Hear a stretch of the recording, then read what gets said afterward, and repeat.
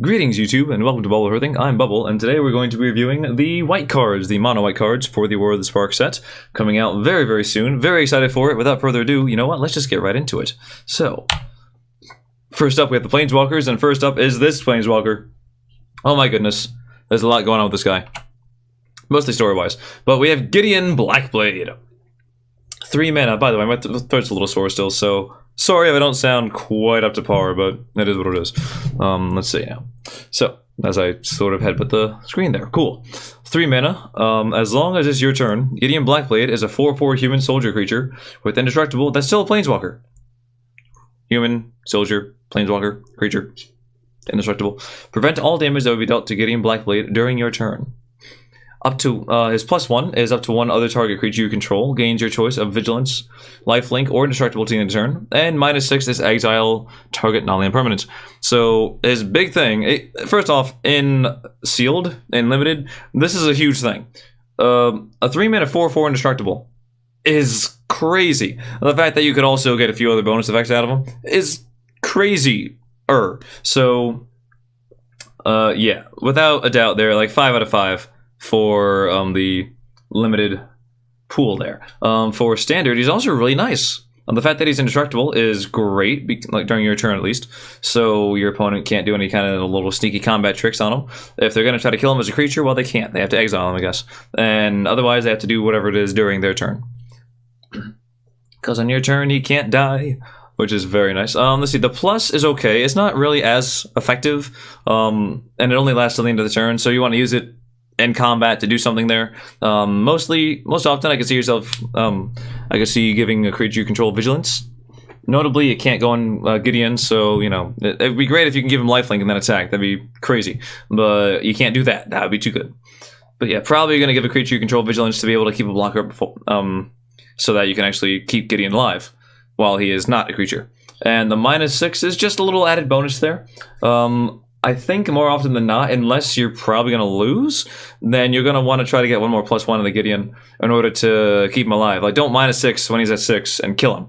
You're going to want to -6 when he's at 7 and keep getting more value out of him because he gets value like nothing else. So yeah, crazy good card. Next up, not so crazy good, but still kind of cool. Teo the Shield Mage costs 3 mana. Sirens in the distance. They found me. Anyway, passive is you have hexproof. And then -2, create a 0/3 white wall creature token with defender. So they're gonna see a lot of this 3 mana 5 loyalty counter. I think Gideon has 4 because he's crazy good. It also has a +1, so it kind of comes out at 5 loyalty anyway. But notably, Teo, you can minus them twice. The very nice thing about it, like, hexproof is relevant. Not so horribly relevant in limited because it's not gonna there aren't going to be a whole lot of burn things going to your face. In standard, I could see this going against like a mono red, or even I was going to say mono white, but that's not as good. They tend to go much wider and don't really do too much, you know, spell wise to you. But mono red definitely, you know, bolts to the face for days. So that's a hell of a thing. And the fact that it makes defenders, it's just a wall. This Planeswalker is a wall. It puts a wall over your face and says you have to break through this wall to get to the face. Nice. In limited, it's not going to be very effective. The fact that it makes defenders is nice, but eventually your opponent's going to get through them, and it's not going to be great. You could try to use this to stall out a couple turns. I can see that. In standard, maybe a sideboard thing against mono red, but it's a very specific card against a very specific deck, and I feel like there are just other cards that do the job better, probably, so I wouldn't really go as far as that, but I really like the card design of it. I'm not gonna lie, I think it's pretty cool. This is the first thing we're seeing of Teo, and hopefully we see more of them in the future, because I'm intrigued.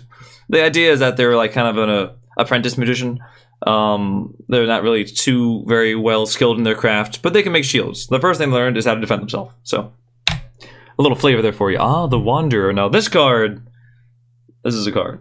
In case you didn't realize, this is actually a card. You know, it is not a token.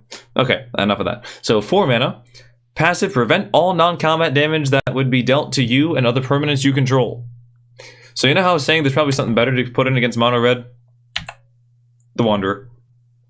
-2, exile a target creature with power 4 or greater. So that's probably not going to come as much against mono red, but back to limited, this is Very, very nice. So, there's not a whole lot of non-combat damage here. I'm saying before I review the red set, and then I'm going to review all the red cards. It's going to be like, wow, oh, the burn. I know there's Soren's Thirst. There's like Jaya's Immolation, I think.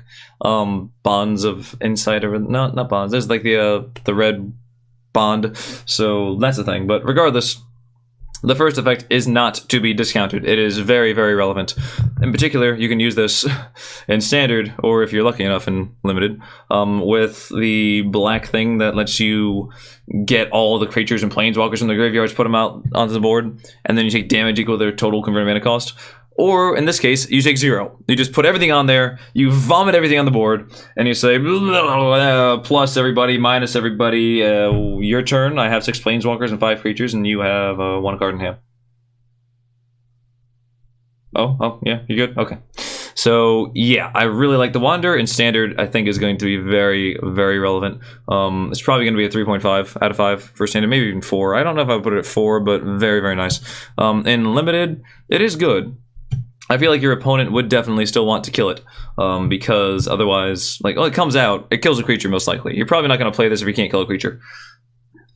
And there's a good chance that they are going to want to get rid of it, otherwise you kill another creature. There's this interesting state where if you don't have anything to defend it, sure, it comes out, maybe kills one thing with power 4 or greater. If there's something that has power 4, less than power 4, then, of course, if it's 3, it can still kill it right away. If it's 2 or less, then it actually gets to hang around another time. And if it is 4 or greater, then it dies. But still, very nice. Okay, moving forward. Johnny's Pride Mate, we already have this, but they just kind of put it in there again for flavor. 2 mana, whenever you gain life, put up a counter on Johnny's Pride Mate, and it's a 2/2. We're very familiar with this card. In Limited, sure, there's not going to be a whole lot of life gain, but 2 mana 2/2, I think is what they call a Grizzly Bear. It's alright. If you have any life gain, it goes up a bit. But don't run just pure life gain in order to buff this thing. Because life gain does not equal card, field, board advantage at all. It just means you have more life for a little while. Unless you're playing in a certain format called Duo Standard, where the timer runs out and whoever has the most life wins. But hopefully we don't see that again in the near future. Or in the far future. In any future. In the worst timeline. Yeah, this card's okay. In Limited, probably like a 2. 1.5 out of 5. It's just 2 mana 2/2. Most of the time. And in Limited, we already know it doesn't really do too much. You have white weenies, just mono white, you know, aggro there. You don't really need to put life gain in there to buff this thing. You already can swarm the board and go crazy with just Instrumentality of Benalis Marshal, the Luxodon. So, yeah. Let's see, Bulwark Giant, 6 mana, Giant Soldier, is a 3/6, and when it enters the battlefield, you gain 5 life. Well, it does work well with the Johnny's Pride Mate, but a 6 mana 3/6, it's a giant, it does what it's supposed to do, it gives you some health, and it gives you a solid blocker. So I could see this being annoying for your opponent for a while. I could also see, let's see, there's a lot of, like, I don't know about in this set in particular, but you think you actually want to be costed more towards aggression, because you want to be attacking your opponent's planeswalkers. So that's where this thing loses a few points. You want to be able to remove things from the board. And if you don't have, you know, instant or sorcery removal for planeswalkers, you gotta punch them in the face. And this thing doesn't do the best job of punching in the face. So, due to that, I would put it at like a 2.5, maybe even, I put it at a 2. For 6 mana, you want more than that. I mean, the life gain is okay, but it's probably not gonna do too much. It could help you stabilize a little bit, but then you're going to keep this as a blocker for like forever. So, not so great. In Standard, no play at all. Not at all.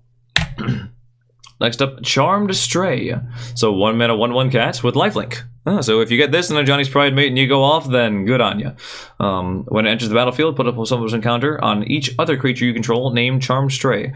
Probably irrelevant in Limited. In Standard, also mostly irrelevant. I mean, people are running Healer's Hawk, but that's really it as far as 1 mana lifelinkers. And I guess you could also consider a Dawn to the First Fort, basically a 1 mana 1/1 lifelink that has a huge upside to it. So no play in Standard. In Limited, it's okay. I really wouldn't want to put it in there. If you somehow get like 4 of them or 5, if every single pack you have has one of these in there, then the value goes up immensely.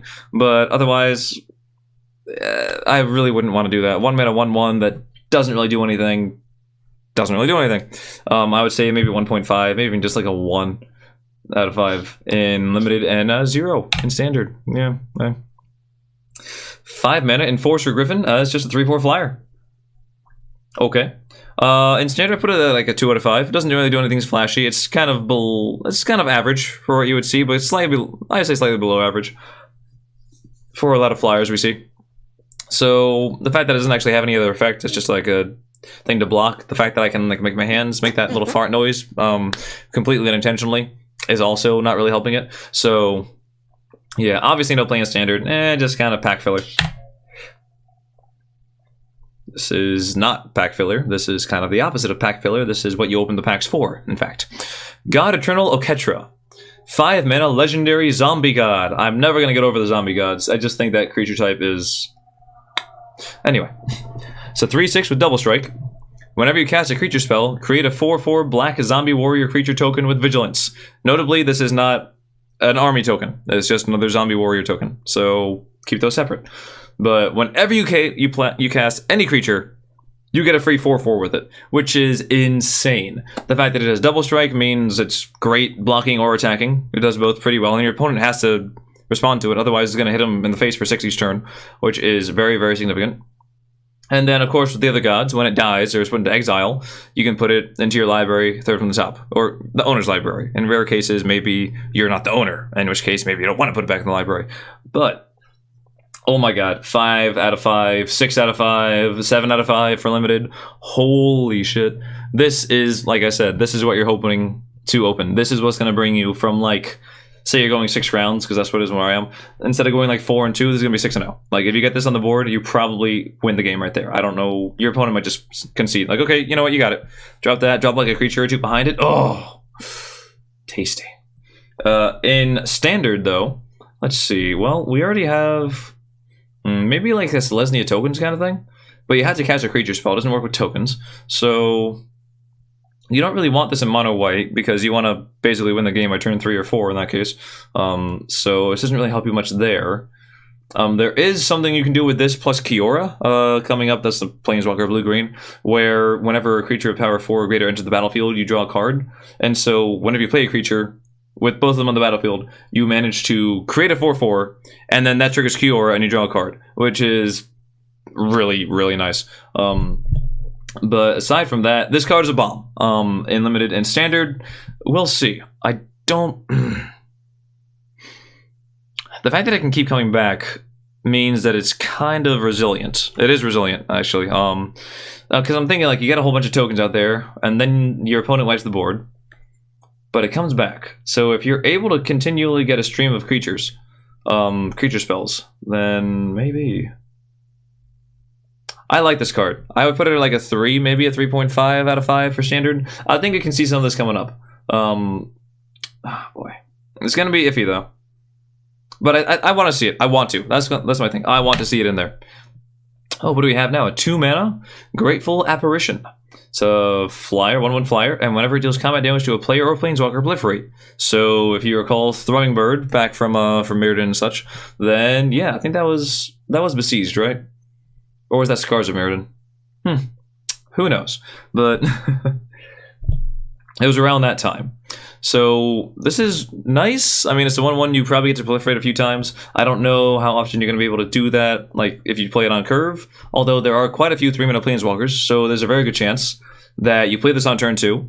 Your opponent probably doesn't have a flyer out there, and then turn 3 you play a planeswalker, you attack with this, proliferate the lowest account of the planeswalker, and you use one of his abilities, whatever, and yeah, you start going off from that. Could be pretty cool there. You can also potentially have like Awaken the Dreadhorde or whatever it is, the black enchantment where you take 1 damage and put 1 there, and you amass 1 each turn. And this can speed you up to getting that 6 power army token where you can actually start getting the life back, because it gives it a lifelink at that point. So I could see that being relevant.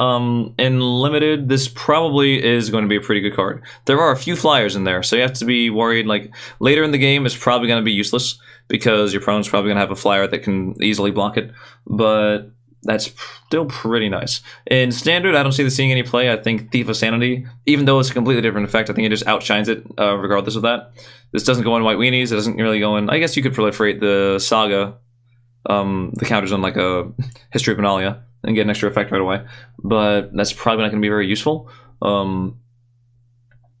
And I wouldn't put this in a control deck just to proliferate against, like, just to proliferate your planeswalkers. So I don't really see it seeing any play in standard. But I like the card. And we have a 4-mana ironclad Crovad. Kravos. I don't know, whatever. Just a beast. We need to block the exits from the plaza. What's big, heavy, and available? Gideon. See, you go. He's the guy. And you can see the Eternal's just like, this guy's big. Does he have a spark? I don't know. He's huge. There's probably a spark in there somewhere. Well, good luck with that. Anyway, it's a 4-mana 2/5. So it's a blocker, and limited is probably going to be like a 1.5 out of 5. You don't really want this. It's not going to help you too much. You can attempt to stabilize. It'll slow down your opponent for a little while, but I don't think there's going to be much going on there. And you could probably get an attack in or two, but all they need is like a 3... insert generic statement here. All they need is a 3 toughness creature, and they can block this thing forever. So the most value I see for this thing is trying to push through damage against planeswalkers. Otherwise, not really seeing it. Standard, obviously not. There's no effect. So that's it. Next up, we have a 1-mana Law Rune Enforcer. You can pay 1 and tap it. Tap target creature with converted mana cost 2 or greater. So this is actually a very nice effect. Just pin something down. Say your opponent just played a huge thing. Say they played a god. Okay, well, I'm going to take my Law Rune Enforcer. I'm going to be behind on 1 mana every turn and just keep this guy tapped. And your thing isn't going to do anything for a while. It's just going to... I mean, it still gets the passive effect, so... Doesn't shut off effects. But you can't attack at all. So, pretty nice. And otherwise, you can also just leave this behind as a blocker, because it's not really going to do a whole lot of attacking, let's be honest. And converted mana cost 2 or greater is most creatures. So, you can use this to, like, pseudo-block a big thing every turn. And, yeah, it just costs 1 mana to basically it's like a 1/2 indestructible against big things. So, not too bad. I would say like a 2 out of 5 with it. It doesn't actually do too much for you. It just kind of slows the game down a bit. So maybe even in that sense, like a 1.75 or 1.5 out of 5. In standard, of course, nothing. It's not going to see play there. But otherwise, in limited, I could see you throwing this in as like one of the last cards in your deck. It's like, well, I really need a few answers to big guys while I use these other planeswalkers or whatever to go off and win the game. So, yeah. Then we have the 4-mana Luxodon Sergeant. It has Vigilance, and whenever it enters the battlefield, other creatures you control gain Vigilance until the end of the turn. So 4-mana 3/3 Vigilance, everything is Vigilance for the turn. That's pretty nice. It could be a decent... I mean, I can see this like being a pretty reasonable surprise, a little upset to the board, because say you have a lot, but your opponent's counting on, like, you know, swinging it. A lot of times, at least how I play, is I'll be very aggressive. I'll attack, my opponent attacks, I attack, we just keep no blockers up there, and we just keep going back and forth. That can break that sort of duality. Not really a stalemate, because someone's going to die because we're both taking damage. But that can put you ahead in that whole exchange. And, you know, the 4-mana 3/3 isn't the worst thing here. I would say probably 2 out of 5. What are the odds that you have enough creatures to actually get a good benefit off this effect, though? In a set with a whole lot of planeswalkers, maybe not so good. In fact, I'm going to take this down right now. Did I say 2 out of 5? I'm going to make it like a 1.75 again, maybe 1.5 out of 5. Although having a 4-mana 3/3 Vigilance is pretty good. So I'm going to bump it back up to a 1.75, if anything. Probably not 2, though. I don't think it's that good. But it's okay. Standard, there's other things. Just play History of Benalia. It's cheaper. Your things have Vigilance by default. You don't have to worry about that. Otherwise, just play... Oh, God, the freaking Unbreakable Formation. I've lost a few games to that. It hurts every time. Now we have Makeshift Battalion. So 3 mana, we got a Human Soldier. Whenever Makeshift Battalion and at least 2 other creatures attack, put up some counter on Makeshift Battalion. Is that actually like the battalion keyword? I don't know exactly. I know they brought back a few other keywords, but we don't actually print them on there. But the essence, like the whole effect is there. It's just a nice little thing there, like calling back to previous effects and such. So 3 mana 3/2, and whenever it attacks with other things, you can buff it up to a 3 mana 4/3. I can see that being pretty useful. It's definitely a win more card. If you have enough creatures, then yeah, you attack with more things. And on turn 3, it's not horribly reliable that you're going to have enough creatures on there if you play it on curve. I think this is definitely like more of a turn 4, turn 5 play. I mean, I'll actually, no, because you want to attack with this thing. So you can play this on turn 3. Probably drop something turn 2, turn 3. Then turn 4, play a creature. Still don't attack because you can't really do it. I guess turn 5 maybe is probably when you're going to try to get the counter on it. Ooh, when I put it like that, I'm really not sold on it now. But it's not bad. Like, I could see 3, and it can actually keep going up in value if you just keep attacking. And your opponent's probably going to end up picking off the little guys, and you just keep building this thing. Or they're going to have to chump block this thing while it keeps growing. The little guys keep staying on the board, so you can keep attacking with them and getting more value. So, getting more triggers and such. So I would put this at like a 2.75 out of 5 for limited. Standard, no, there's just play Banalish Marshal and you have all your things +1/+1 instead. Now we have Martyr for the Cause. So 2 mana, another soldier, 2/2. When it dies, proliferate. That's kind of not so bad.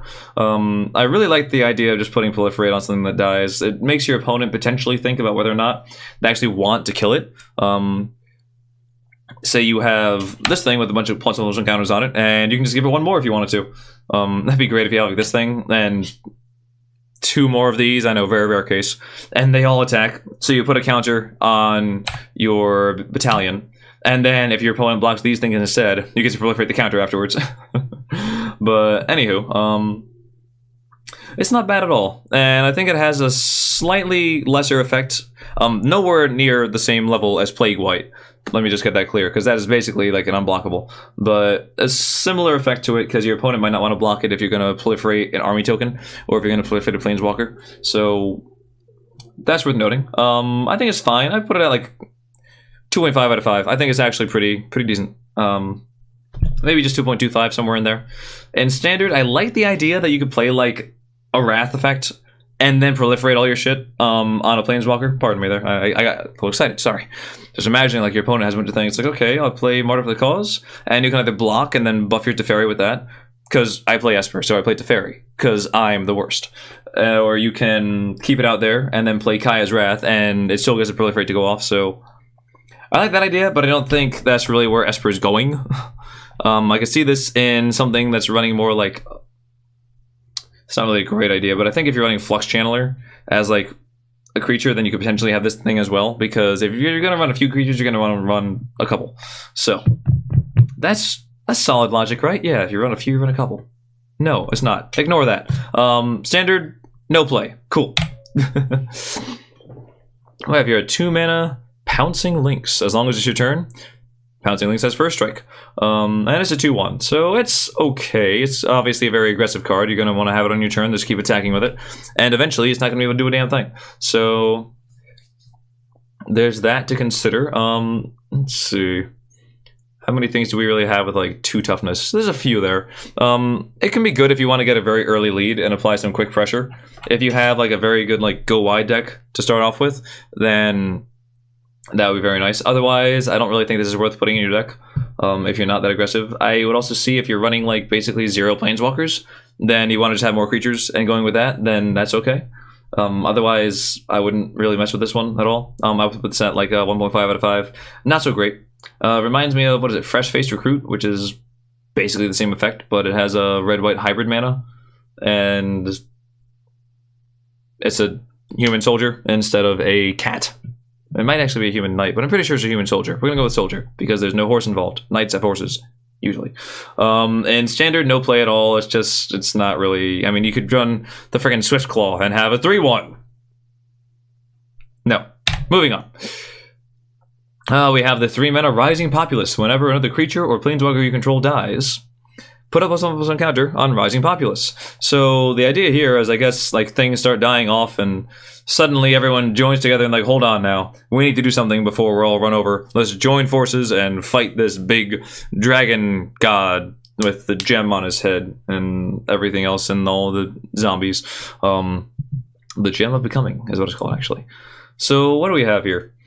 This is actually a very interesting card. I was going to say strong, but then I had to hold myself back.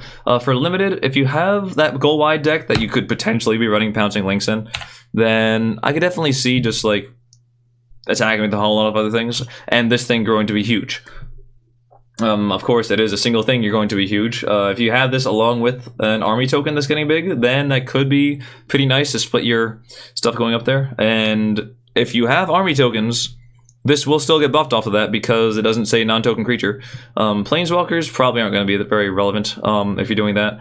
I could see your opponent attacking your Planeswalker, and you're saying, well, I could block it with this thing and keep my Planeswalker, or I can lose the Planeswalker and buff this thing. You're going to have that choice to make. But otherwise, 1.5 out of 5. Maybe 2. I'm going to give it 2 just because it can grow and get out of hand in a decent order, but it's no Reaper, Grim, Reaper Harvester, the black thing that, you know, deal 1 damage, draw a card every time something dies. It's not that. In Standard, no, obviously, no. Sunblade Angel, 6 mana, 3/3. Flying, First Strike, Vigilance, and Lifelink. If we put enough words on this thing, it'll be good, right? I mean, it's pretty good. There aren't too many crazy flyers, so odds are this is going to actually be able to stabilize you, because you can block on the... You can pretty reliably attack every turn in the air. Pardon me. And actually, you know what? Let me get a little bit of water. Here we go. Refreshing.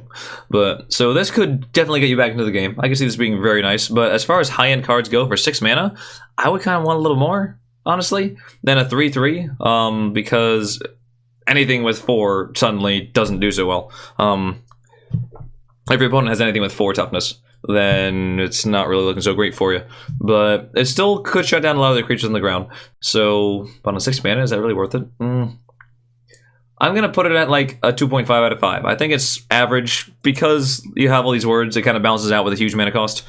We'll see. It could be a bomb. It could definitely be a bomb there if there aren't as many flyers. I don't think there are going to be quite as many as there were in Ravaging Allegiance, just because obviously Afterlife was in Ravaging Allegiance, so you had a lot of like little 1/1 flying around. That was largely ineffective. So I think this one could be a little better. Standard is not going to see anything. You're just going to run Lyra for cheaper. So there's that. Or Lyra, as people call it.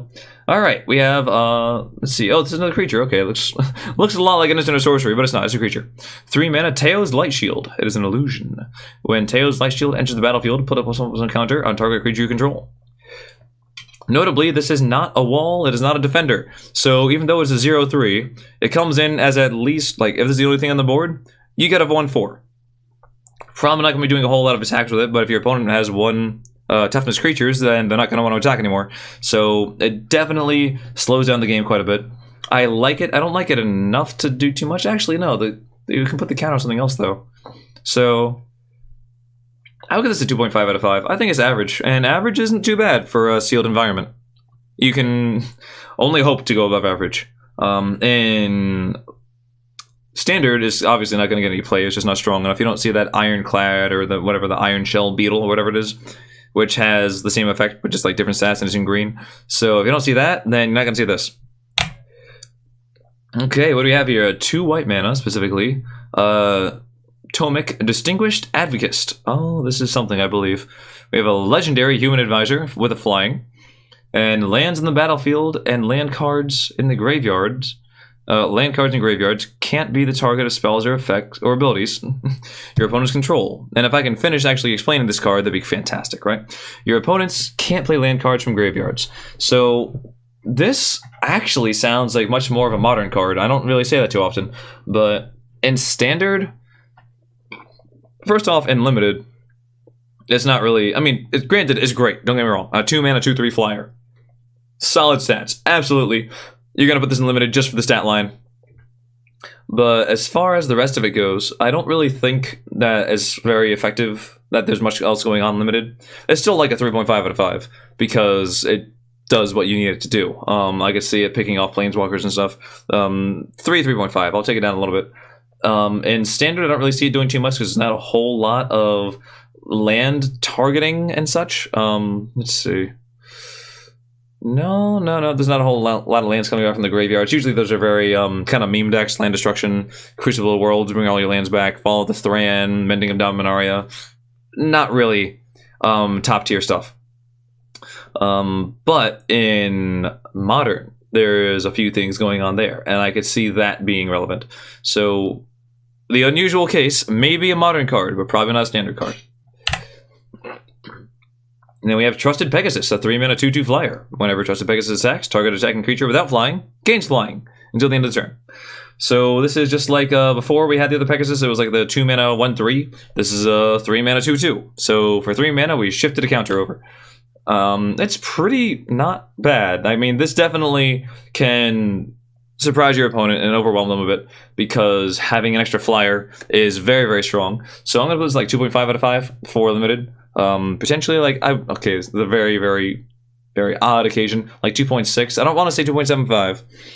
I want to say like 2.6, slightly better than average, but not enough. But if you're running white, you're gonna run this card anyway if you have any other creatures in there, because having extra flyers for free basically is always a good thing. Standard, no, because we already have the other Pegasus and it doesn't see any play really, so except in the pre-constructed decks, which some people run on FG Arena in Mythic, and I don't know why. Then we have War Screecher, a 2-mana 1/3 flyer. And oh, they have like this cycle of creatures or whatever that have 6 mana abilities that do little things. So for 6 mana, for 5 and a white, you can tap it and other creatures you control get +1/+1 until the end of turn. So it's somewhat of a, it's not even really a late game mana sink, it's just something to do with your mana at the end, but you can't continually do it because you need to tap it to get to the effect, and it's not even that big of an effect. As a 2-mana 1/3 flyer, it's not too bad. I would put that at like a 2 out of 5. The fact that it has that effect there, obviously you can't take away from it because you're only adding an option to the card, so the fact that I don't like the effect doesn't mean that it gets worse, but it's not really very interesting. I'm just going to keep it at 2 out of 5 for a flyer. It's not really even going to do too much for you, actually, with a 3. It's not going to block so well. 1.5 out of 5. Yeah, it's not... The stat line's not really all that good. Standard, absolutely not. I don't know why they think that like 6 mana is balanced for this. I could see this effect going off on like 4 mana and still no one really using it, so... But maybe that's just me. Ah, here we go now. We have our artifact. We have another vehicle. We're getting some more vehicles here. We had the submarine in blue, which I absolutely hate for multiple reasons, and you should too. But now we have Hylian 2, the flying anvil of the sky, as opposed to the flying anvil of the ground. So 8 mana, very expensive. It has flying, first strike, and vigilance, and whenever it attacks, create 2 4/4 white angel creature tokens with flying and vigilance that are attacking. Oh my god, that's a lot. And crew 4. So once you play this, your opponent, and my base stats is a 5/5. Your opponent either has to remove whatever the hell you have to crew it, or remove this, or they're going to have a bad time, and you're going to have a great time. It is a lot of mana, so if you get it to that point, they probably have something there. They might not have held back on removal, though. Like, at that point, you could usually say that your opponent's used quite a bit of their removal. And if they haven't won by that point, you should be in a good spot enough already, but this will seal the deal for you.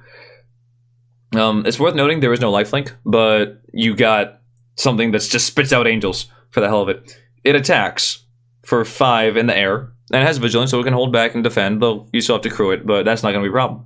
So you attack for 5 in the air, then you spawn 2 angels that are also flying and vigilant, and you're attacking for 4 each. So 5 and 8, 13 damage in the air with vigilance. And this one has first strike.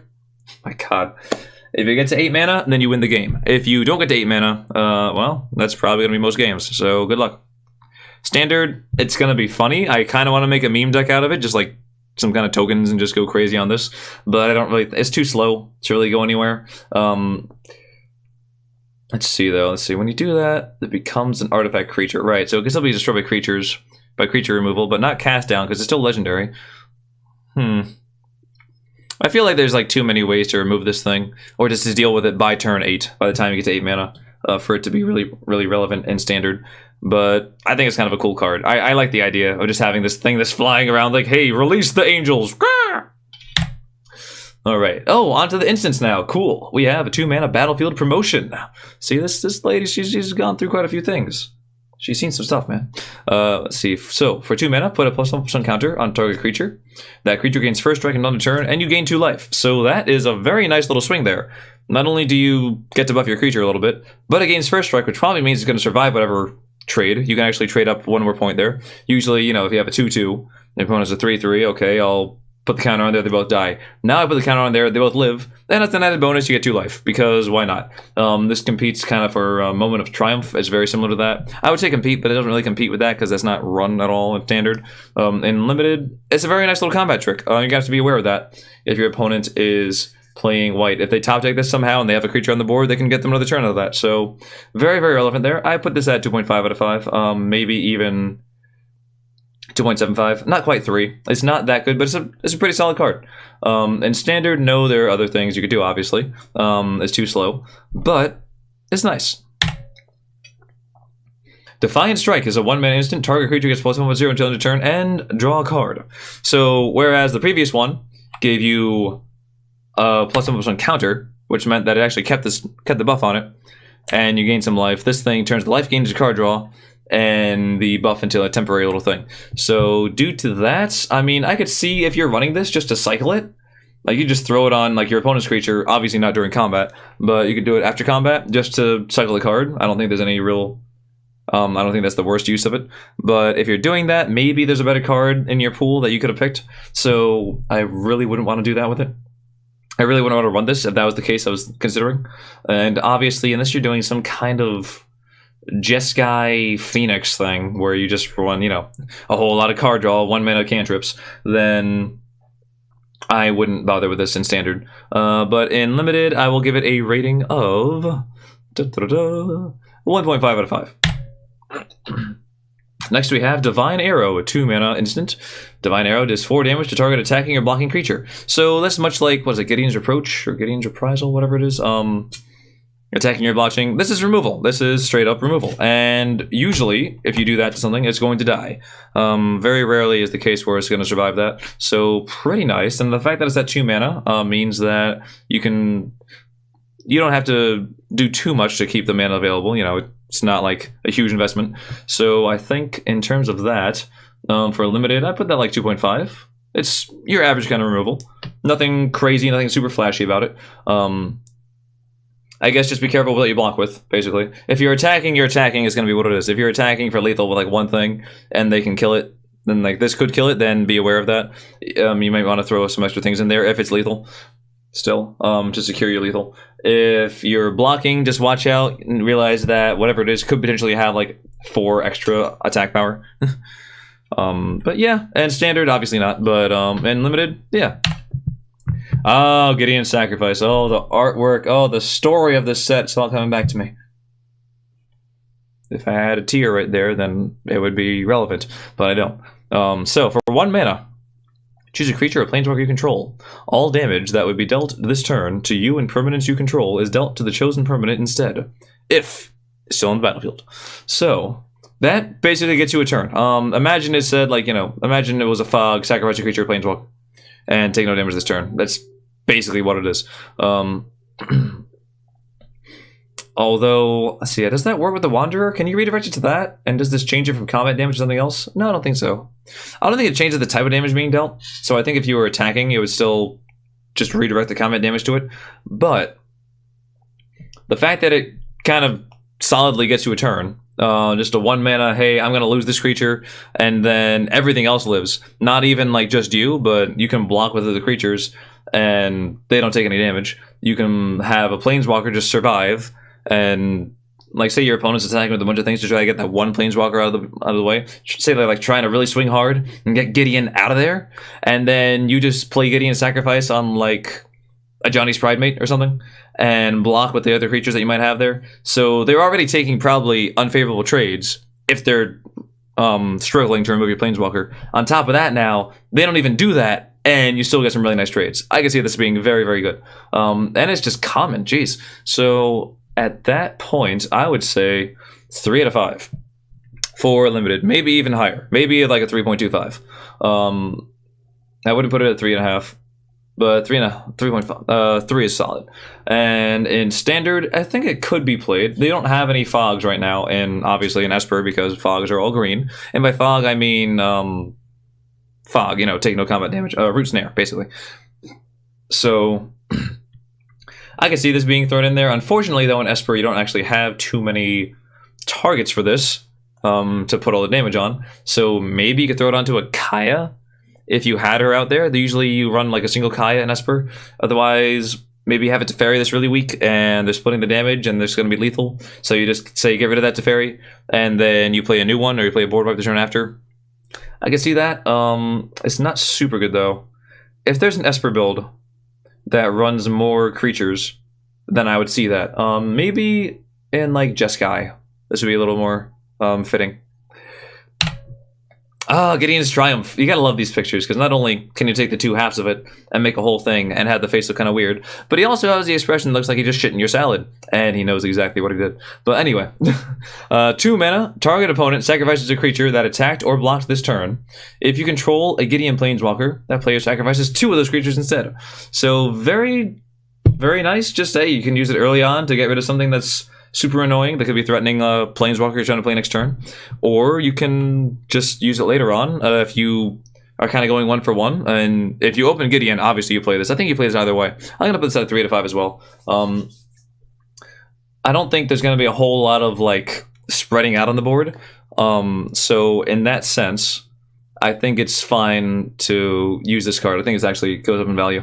You're going to have some decent amass things that all goes up to 1 thing. So you remove the entire opponent's army token, if that's the only thing they have doing that. If that's the only one attacking or blocking. And if you get rid of 2 things, then you probably just had a huge swing, and you'll probably win the game off that. So very, very nice card. In Standard, I mean, Settle the Wreckage handles things pretty well, but that doesn't really see too much play, and it costs 4 mana. So for this thing, I think you'd actually just rather use Liliana's Triumph in Standard, but it's not a bad card there either.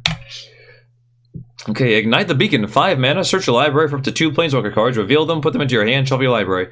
So, in limited, 5 mana to get 2 Planeswalkers. If you have a bomb Planeswalker, absolutely. If your Planeswalker's just like 3 mana, well, okay, aside from Gideon, because he's crazy good, but if it's not really effective Planeswalkers, if they don't really have huge board presence, then I wouldn't run this at all, because obviously that's the only thing you can get, and you're going to have your choice of like 6 or 7 or potentially 8. No, you're going to have your choice of 7 or 8 Planeswalkers if you go to a pre-release. So figure that one out. But if you're running this in Standard, then you just tutor up a couple Planeswalkers, and it's instant speed. So I can see this competing with like Chemist's Insight. If you're playing against the control deck, I could see you running this instead, and you get to 5 mana pretty easily there. So instead of Chemist at the end of the turn, draw 2 cards, how about you Ignite the Beacon and get 2 Teferis, or Teferi and Kaya, or you maybe get the old Teferi and the new Teferi. Hey, there you go, all right? So I think this is a pretty nice card. I can definitely see this seeing Standard play. In Standard, I'm going to put like a 3 out of 5. In Limited, unless you have bomb, really good Planeswalkers, then this is going to be like a 1.5, maybe a 2. If they're not very effectual, like on 5 mana, you want to be doing something with that 5 mana. That's very good. And if they're not worth 5 mana, then don't do it. I guess that means that I think Gideon's worth 5 mana. I absolutely do. Okay, good. Come on, keep going. There we go. Okay, did I skip one? No, just checking. I had to push the button twice, and I was very confused. All right, going forward now. Rally of Wings. So 2 mana instant, untap all creatures you control, and then creatures you control with flying get +2/+2 until end of turn. So we don't have all that many flyers right now in the thing, at least not that I've seen. So, and considering all the cards have been revealed, that just means that I haven't really done my research. But largely, I don't think it's going to be very good. As far as the buff goes, untapping all your creatures is nice, but I don't think that's a huge effect either. It could be a little sneaky thing for 1 turn, but oftentimes that doesn't actually swing the game as much as you would like. So I'm going to put this at like a 1.5 out of 5. I don't think that's that great. If you manage to get like 4 or 5 flyers in your draft or your sealed or whatever, then this could be a huge bomb. Then you could actually just do this during your turn, attack, everything gets really nice buff, and you win the game that way. But otherwise, it's going to be pretty crappy. In Standard, I don't think there's going to be a flyers deck. Like, they're just like, you fly everywhere. I mean, I guess they already have like Orzhov Angels, but that doesn't need this at all. That's just pretty good. People are going to try to run this in Orzhov Angels along with Seraph the Scales for like reliable flyers, but I don't think it's going to be particularly relevant. Let's see. Topple the Statue. Oh yes, the statue. 3 mana. Tap target permanent. If it's an artifact, destroy it, and you draw a card. So at the very least, it's a 3 mana cantrip. Expensive, but it's at the end of your opponent. You can use that as instant speed, so it's nice.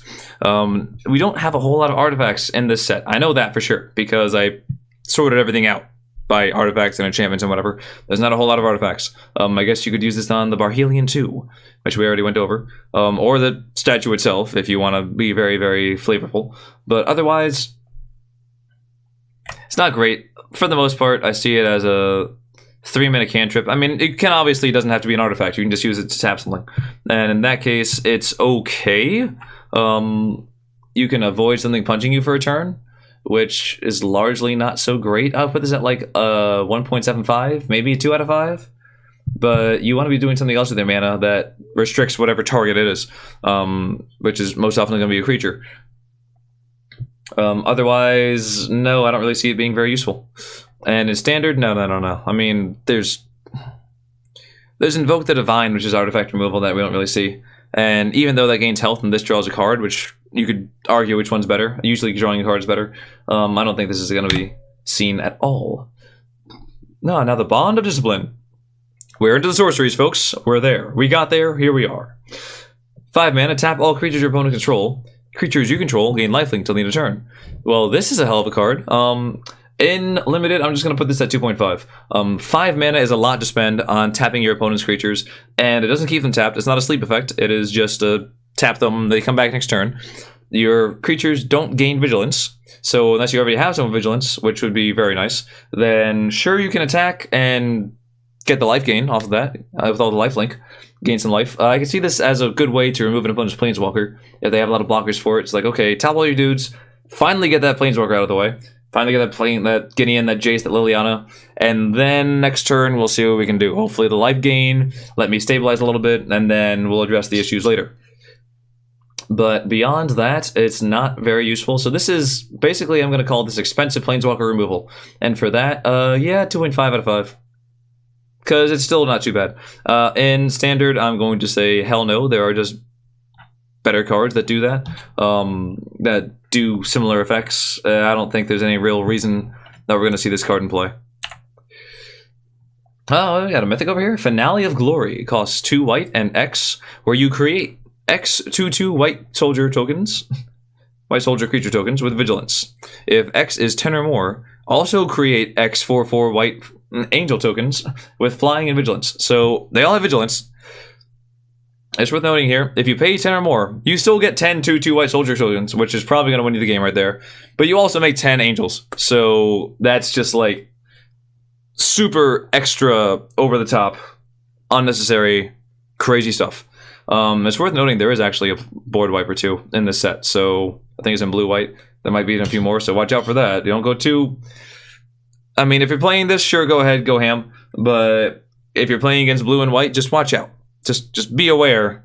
And don't be too salty if they use it on you. If they kill everything you love. But beyond that, I think it's fine. I mean, pay, 3 mana, get a 2/2, 4 mana, get 2 2/2s. I think it's alright. I think this would be like a solid 2.5. I'll say 2.75. In the rare case you have X being 10 or more, you basically just win the game. But yeah, I think putting all that mana into making a lot of tokens is pretty good. In standard, I don't think it's really going to see play because it's not an instant. That's it. And sure, there are ways to make things instant now, but I still don't think that's going to be doing much.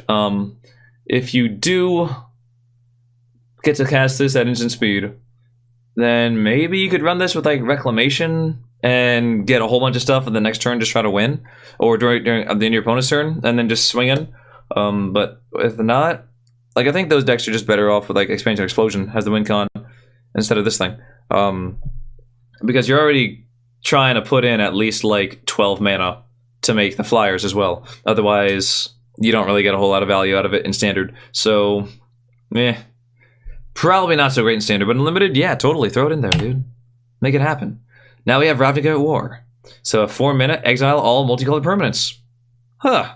Well, what do you know? That's a good chunk of planeswalkers, a decent chunk of creatures, and I think there might be an enchantment or two, who the hell knows. But yeah, that's a very, very interesting effect. Notably, it also hits yours, but it says exile, so that does quite a bit. A lot of bombs in this set are monocolored. I'm mostly thinking about some really strong planeswalkers and the God Eternals. Those are all monocolored things.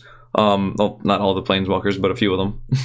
A few of them are, so therefore I win. No, but for 4 mana, I think it's still worth probably putting into your deck. You could side it out game 2 and limit it again still, but otherwise it's not so crazy. In Standard, I don't think it's worth it because there are just other cards that do the removal you want to. And basically what goes wide right now is just, well, mono red kind of just punches you in the face. Mono white also does that kind of thing. You can try to use it against control, but at that point, you'd rather just have Vraska's, or there's another card coming up that actually almost does a better job as Vraska's. And then what else is there? Spark Harvest, or the Elder Spell, or whatever, to get rid of Planeswalkers. So, not so great in Standard, but in Limited, I would run one of them. I really wouldn't want two. I think that's too much, but if I had one of them, I'd throw it in there. Single Combat. This is a card I've seen on quite a few people's top 10 lists, and yeah, it's a card. So, 5 mana, each player chooses a creature or planeswalker they control, then sacrifices the rest. Players can't cast creature or planeswalker spells until the end of your next turn. So, this turns your opponent's board, including like planeswalkers, they pick one thing, that's it. And if you have removal for that, damn, you're good. Usually you're going to want to use this thing, and then use some kind of kill spell on the last thing there. And they don't have a board. And the most important thing here, because it's not just a 5-mana board wipe, we have that already. We have Cleansing Nova, obviously not unlimited, but you know, we've seen these things before. The big effect is players can't cast creature or planeswalker spells until the end of your next turn. So you play this, your opponent can't create another board after that. I mean, I guess they could potentially amass if they have like other spells that add amass to it, and other instant sorceries, but they can't come back on the board with creatures or planeswalkers. So that's a huge thing. You basically kill everything, and you get a turn of breathing room. What is very important to note, though, is that you still can't play things when it comes back around to your turn, so they're going to have the first opportunity to play once this effect is gone. So that is very important to note. If you're trying to play this and then play Teferi afterwards, you can't. Most importantly, you would want to have the extra mana, maybe play your Planeswalker first, and then play this after. So that then, like, there's a huge thing. You could actually just have Teferi on the board already. Play this, keep your Teferi, your opponent keeps one thing, minus Teferi, tuck their one thing they have, and now they can't do anything. They might be able to remove Teferi, or draw some cards or something, but that's it. Their board is empty. You're gonna be looking pretty good. I feel like this is good both in Limited and in Standard is crazy. Standard, like 4 out of 5 in the right deck. It's just great. Limited, I think is going to be like a 3.5 out of 5 because your opponent still gets to keep one thing out there and it hits you as well. And usually you want to keep more things going back and forth. You want to amass more of a board than your opponent. So it's going to hurt, but I still think it's a very, very strong card. We have Wanderer's Strike for 5 mana. Exile a target creature, then proliferate. Pardon me there. So 5 mana removal for things that aren't gods.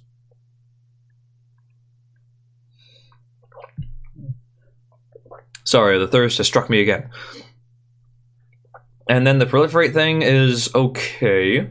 I feel like since it's at 5 mana, you'll probably have some planeswalkers out by then, or some reliable proliferate targets, so that's decent. At least it's not like a little thing and then the timing's all weird. And then for 5 mana, exile a target creature. Yeah, that's pretty fair. There's a lot of like 5 mana, 4 mana kill spells in Limited that you still run. So totally, I'll put this at like a 3 out of 5. I think it's pretty nice. And the fact that it exiles, it gets rid of like, it gets around indestructible things if there's any of those going around, is pretty good. Let's see now. In Standard, probably not going to see any play there because it's kind of like a slower Vraska's Contempt. Sure, it doesn't have Proliferate, but I think that's still not really quite worth it because of sorcery speed. If this was an instant, I would consider it, but it costs 1 extra mana. You can't play it on your opponent's turn, and you don't gain life. So 3 things kind of going against it there.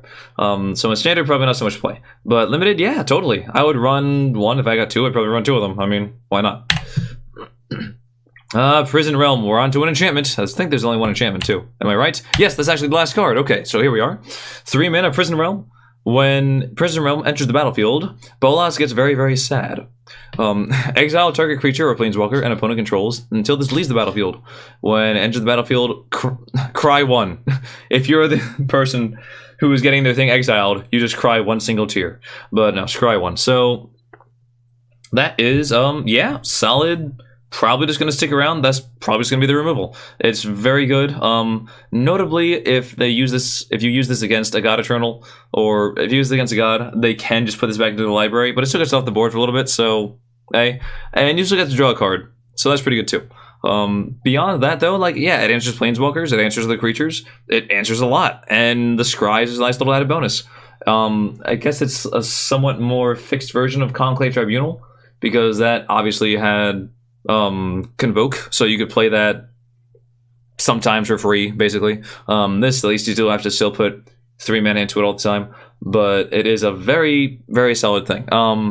I would say 2.5 out of 5, maybe 2.75 out of 5 for limited. For standard, it's okay. I mean, you have Ixalan's Binding, which does a better job. The Scry one really doesn't help you too much. It really isn't like a huge selling point for standard. And let's see here, Conclave Tribunal, there's a similar kind of thing. So I really wouldn't see this in standard. But in limited, yeah, totally. Some more removal, I like it. So I think, like we said, that is it for the mono white. Thank you very much for tuning in here. Let me know what you think. If you disagree or agree, feel free to comment below. I also have a link to my Twitch there if you want to follow me, you know, a little support there. See how I do. I'm going to be doing a stream opening all the packs on the 25th. And I will be making some decks and having a good old time, having a grand old time. I love Control, though, so if you don't like Control, there's a good chance you might not like it. I do want to try a whole lot of decks, just not just Control, but we'll see. Anyway, without further ado, feel free to check out the other set review videos as well. They'll be coming up very shortly, if they're not up already. So, thank you very much again. And what do we say here? Okay, so good night or good morning, depending on what time it is for you. But as always, good luck.